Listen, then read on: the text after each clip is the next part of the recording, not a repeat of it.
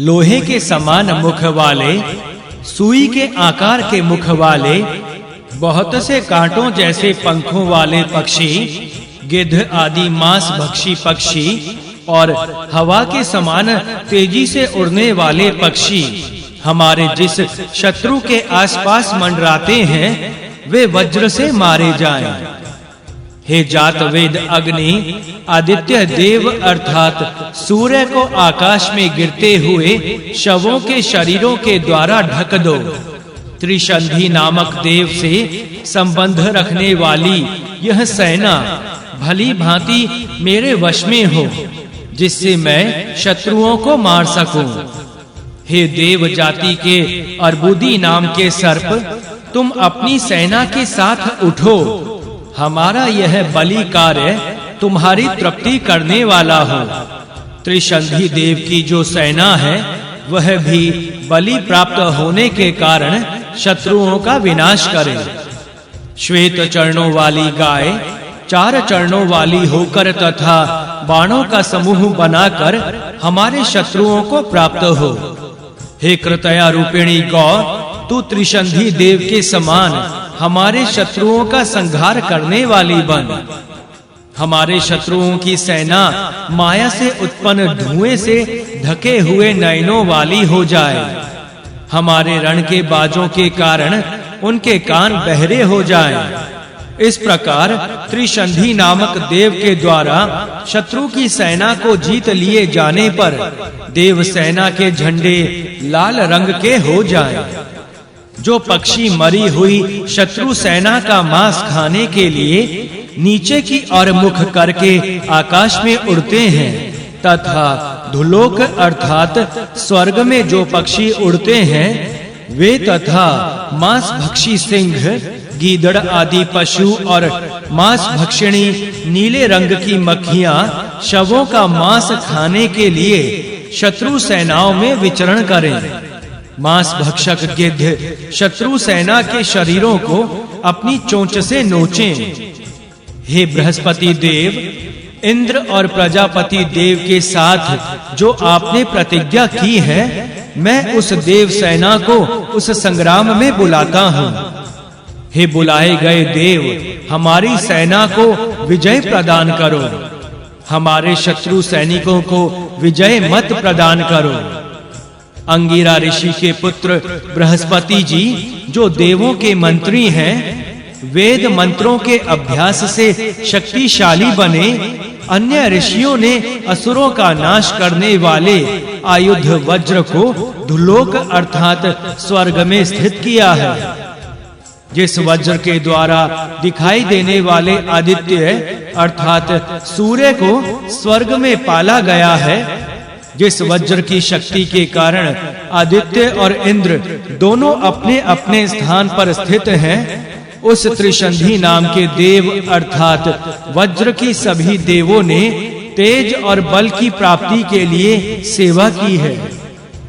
अंगिरा ऋषि के पुत्र एवं देवों के मंत्री बृहस्पति ने तथा इंद्र आदि देवों ने इस आहुति के द्वारा असुरों को मारकर सभी लोगों को प्राप्त किया है।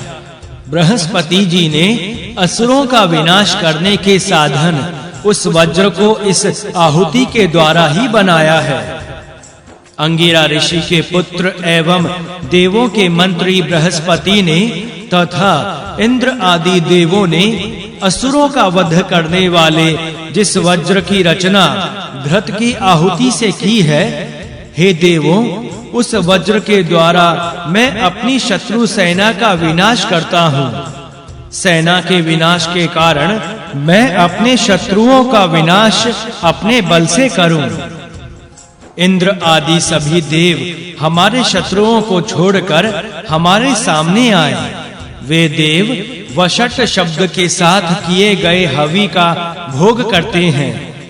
वे सब हमारी उस आहुति का सेवन करें।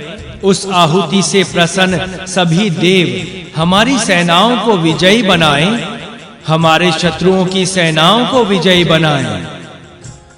इंद्र आदि सभी देव हमारे शत्रुओं की सेना को छोड़कर हमारे पास आएं। सेना को मोहित करने वाले देव को हमारी यह आहुति प्रसन्न करने वाली हो। हे देवों, अपनी असुर विजय की महती प्रतिज्ञा की रक्षा करो। इस त्रिशंधि की आहुति ने पहले असुरों को जीत लिया था।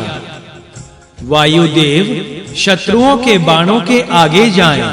तात्पर्य यह है कि प्रतिकूल हवा के कारण उनके बाण अपना लक्ष्य प्राप्त ना कर सके।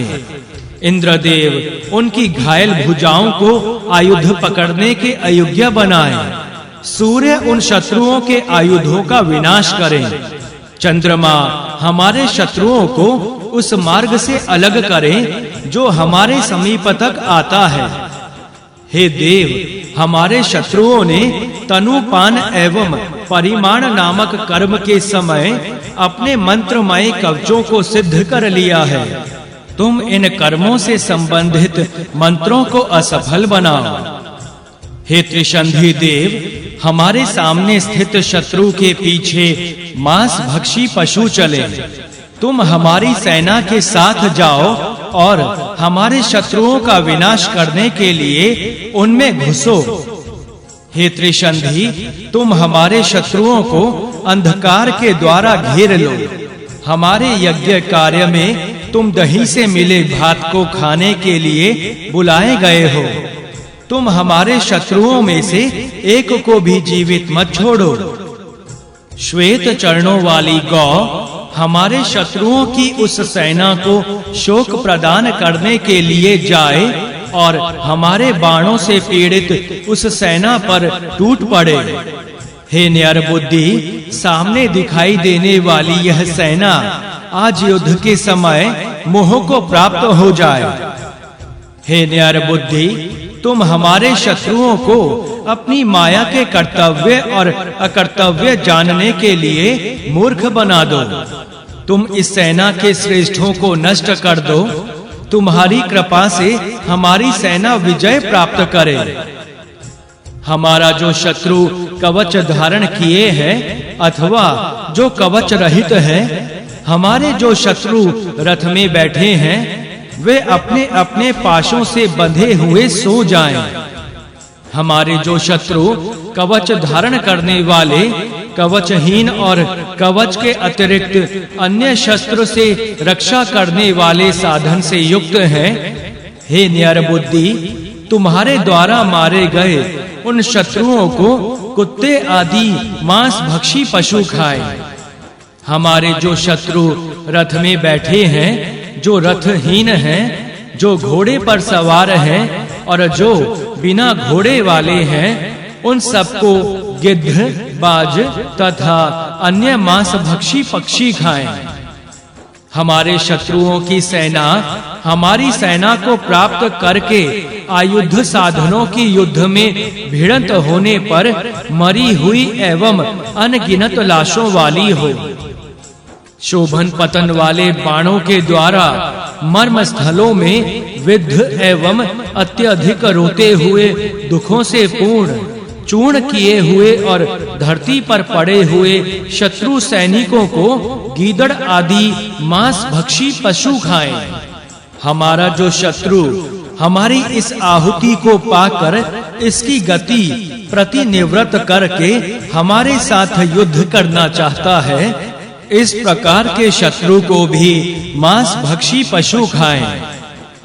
जिस दधी मिश्रित भात की आहुति को देवगण वज्र बनाने का साधन बनाते हैं, जिस आयुध की असामानता नहीं है, उस आहुति द्वारा उत्पन्न वज्र से वृत्र असुर का वध करने वाले इंद्र इस शत्रु सेना का वध करें।